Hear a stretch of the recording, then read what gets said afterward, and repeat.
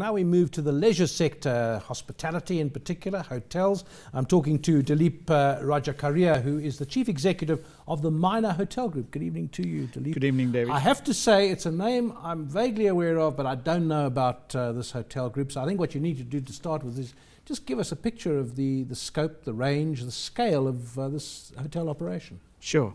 Minor International, which is our parent company, actually, we have three core businesses. One is the hotels, the other one is food, and the third one is on the retail side.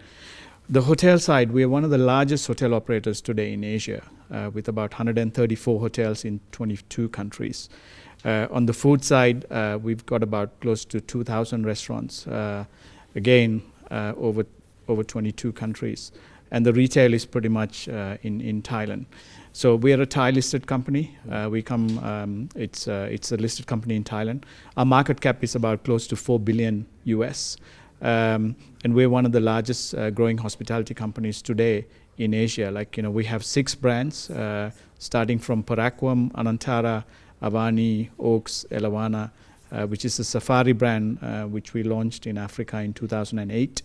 And the last one is Tivoli, which is a brand we just acquired in Europe and South America, actually.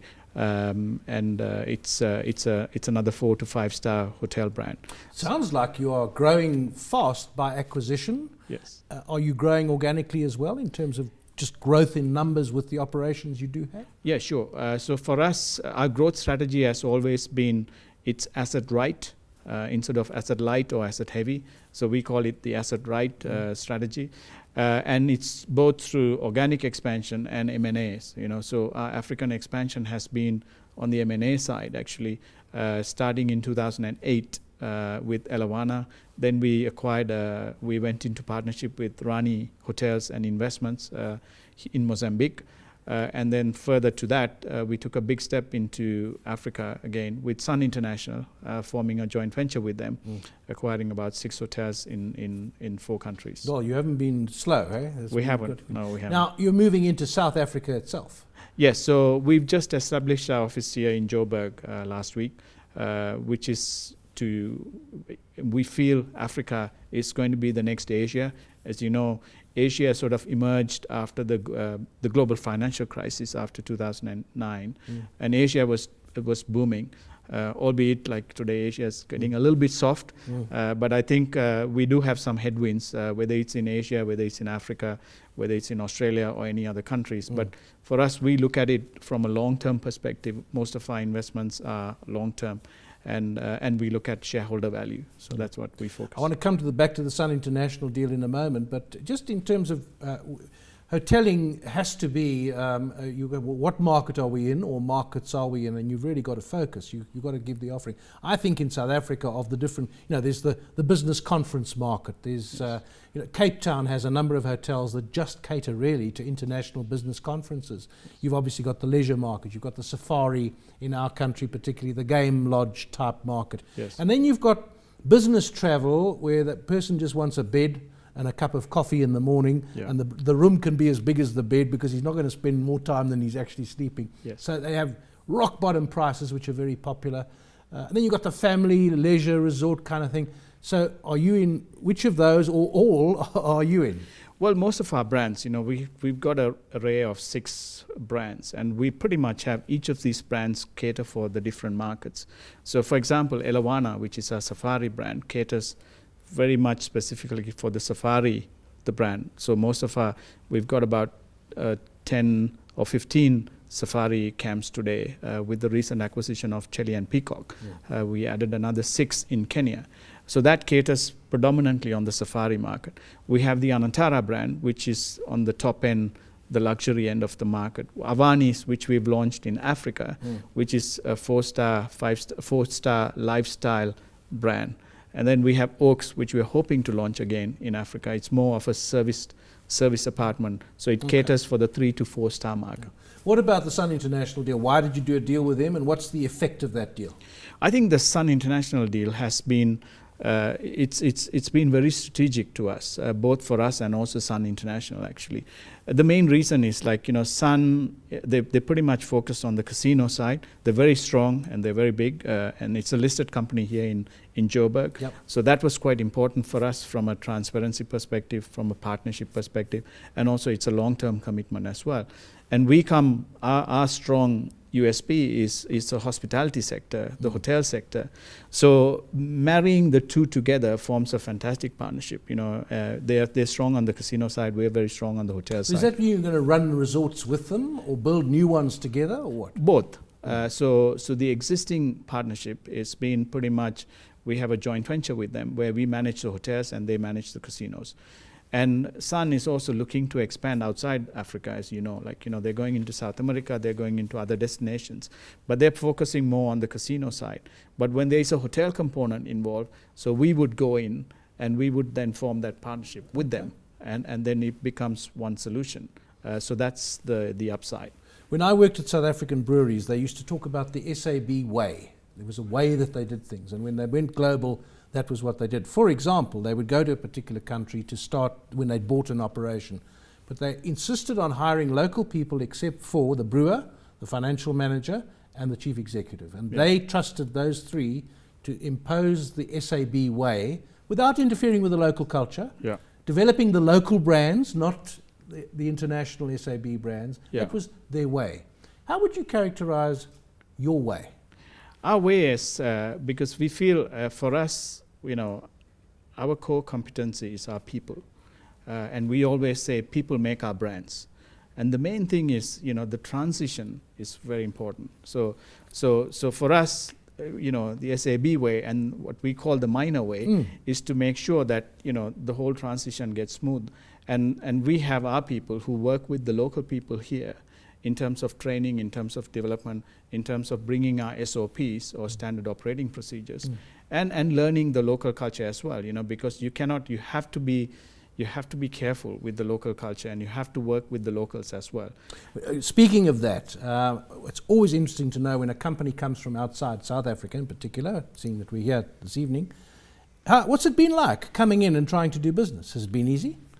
It's been easy, and of course, we've had some glitches, and of course you do expect these things.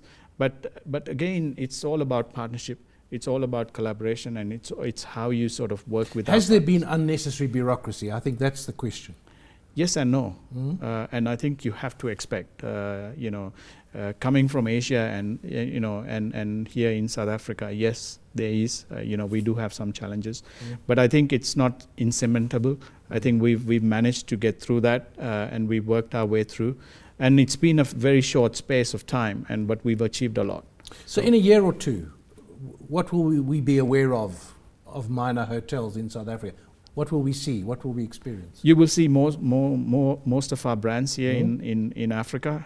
We're quite strong, and I really hope we can also bring our food brands in as well. So I think, because that's always been the strategy. Sometimes the food goes well first, and then the hotels follow in certain countries. So you've got this whole business which supplies the hotels. Yes. Yeah. So, and a lot of it's Thai oriented, the food, or no, is it we general? have food brands from pizzas to coffee clubs to Thai Express to ice creams to. Well, then maybe I'm asking the question the wrong way. What is the Thai element that you bring? What is special to Thai business, Thai hospitality? So the Thai hospitality, I would say the USPs are the food and the spas. I think this, and of course it's the hospitality as well. Because the Thais are very strong on the hospitality side. It's in their heart, it's in their blood. I think there's a lot of Asian countries where you get that impression. Yes. I'm interested to know how you got into this. So what route did you take to the position that you have now? Well, I was based in London, 22 years in the UK, and I worked for Orient Express, which is a hotel company in the UK, listed in the US. And then the opportunity came up in Thailand, and then I moved to Thailand about 8 years ago. And you yourself come from where? I was born in Sri Lanka. Okay. So, yes. And then did you go via the kitchen? Did you go via the accounts office? Did you go via the management school? What? Actually, I went via the accounting side, from the accounting and IT side, so that's been my strong thing. And I joined the company as the as the CFO or Chief Financial Officer, and pretty much came through the ranks and today hold the position of CEO. We hear about commodity prices being low. The global economy is stagnant. Our economy, certainly in South Africa, you know, it's not easy to do business here at the moment. Rest of Africa growth rates are looking better. What concerns you? I mean, you can't be optimistic about everything. There must be some things you wake up in the morning and the chief executive has to worry about. Yes. What are you worrying about at the moment? You have to worry about, you worry about the unexpected. And things like, if you ask anyone, to foresee whether the things which happen in the month of July, for example, has been so much of volatility. People say volatility is the game today, because there's been so much of volatility in China, in Russia, with the commodities, with the oil prices, and the exchange rates, and of course it has a huge impact in businesses and also tourism as well. And tourism touches the different parts of the business process as well. So I think, yes, so you wake up and you think, what's next? What's going to be the next crisis? So, and you have to be ready. And I think for us, we feel that we're quite strong, because we're well diversified, into the different economies and into the different countries, and hopefully we take a long-term view, and we hope we can weather these changes over a period of time. We've been in Thailand, and Thailand, hasn't been easy as well. Every year we used to have some crises, whether it's the SARS, whether it's the tsunami, whether it's the political unrest and the bombs and all these things. So we're quite used to it. And my impression is very resourceful in dealing with these things. Yes. Yeah. So hopefully, coming from Thailand, you face these headwinds. And yes, South Africa or Africa does have some headwinds as well. Yep. But I think it's short term. Like, yes, Ebola was a crisis. The things which happened in Kenya has had a huge impact. South Africa is going through a little bit of a crisis. The recent visa things have created some concern. I mean, I think you're being diplomatic. Dillip, we'll have to end it there. I always think with the chief executive, you've got to expect the unknowns, and that's maybe the core description of what the CEO has to do. Everyone else can look after the day-to-day business. Yeah. Thanks so much for coming in, and I look forward to perhaps chatting to you in 6 months or a year to see where you are in your expedition through this country. Thanks very much, David. So there we are. That's Dillip Rajakarier, who is the chief executive of the Minor Hotel Group.